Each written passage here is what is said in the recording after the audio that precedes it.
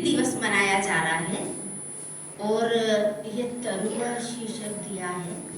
वैसे हिंदी बहुत व्यापक सब्जेक्ट है, विषय है, पर मेरी बहू प्रियंका ने अभी माँ के लिए बहुत सारा बोला तो मैंने उससे प्रेरणा ले ली। ये देखो, ये तरुआ जो बना है उसके नीचे ये नारी है, ये माँ है। माँ हिंदी हमारी माँ है, तो हिंदी के सम्मान में मैं पहले 4 लाइनें प्रस्तुत करूंगी।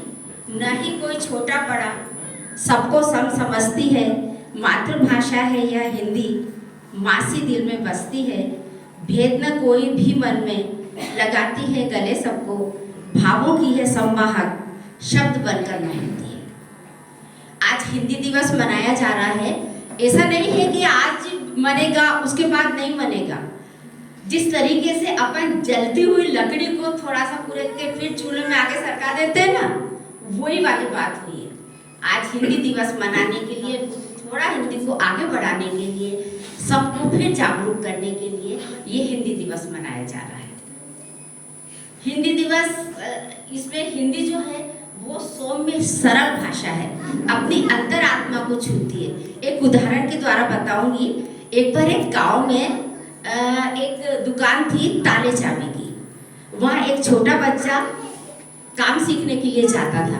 उसने देखा कि वो जो ताला वाला जो है वो मोटे से एक हथौड़े से वार कर करके उस ताले को तोड़ता है, खोल देता है।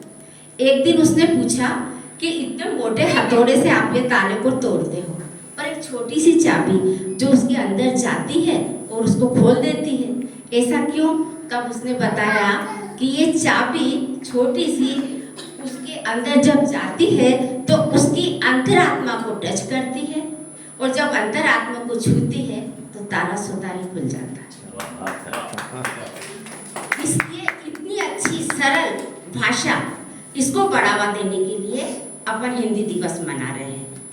हिंदी दिवस मनाने के लिए ऐसा नहीं है कि किसी दूसरी भाषाओं का ज्ञान नहीं होना चाहिए। सारी स्थानीय भाषा, अंग्रेजी भाषा सीखना बहुत ज़्यादा जरूरी है। एक दिन मैं यहाँ पोडियम पे बैठी हुई थी। एक 6-7 साल की लड़की साइकिल से आई और गिर गई। मैंने उसे उठाया। उठाने के बाद मैंने उससे पूछा, बेटा कहीं चोट तो नहीं लगी? उसने बोला भाग। कुछ समझी ही नहीं।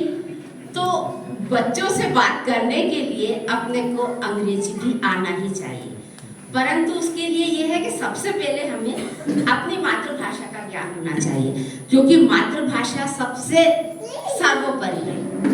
वैसे संविधान के 8वें सूची में 22 भाषा को राष्ट्रभाषा का दर्जा दिया गया है।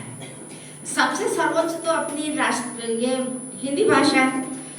1888 में एक लेखक हुए थे बाबू गुलाब राय। बाबू गुलाब राय ने अपनी आत्मकथा में लिखा था, अपनी माँ को निस्सहाय निरुपाय अवस्था में छोड़कर जो दूसरे की माँ की सेवा करता है वो अधम, नीच और पापी। तो हमको अपनी भाषा का ज्ञान होना चाहिए। अपनी भाषा बहुत अच्छे से आए, फिर अंग्रेजी, स्थानीय भाषा, कोई सी भी भाषा अपन सीख सकते हैं।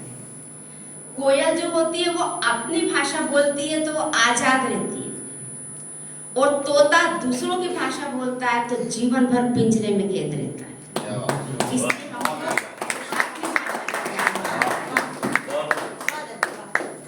अब मैं वो कविता जल्दी सुना रही हूँ, मेरे को बाद में मौका नहीं देंगे, कविता के हाथ सुनाई देंगे।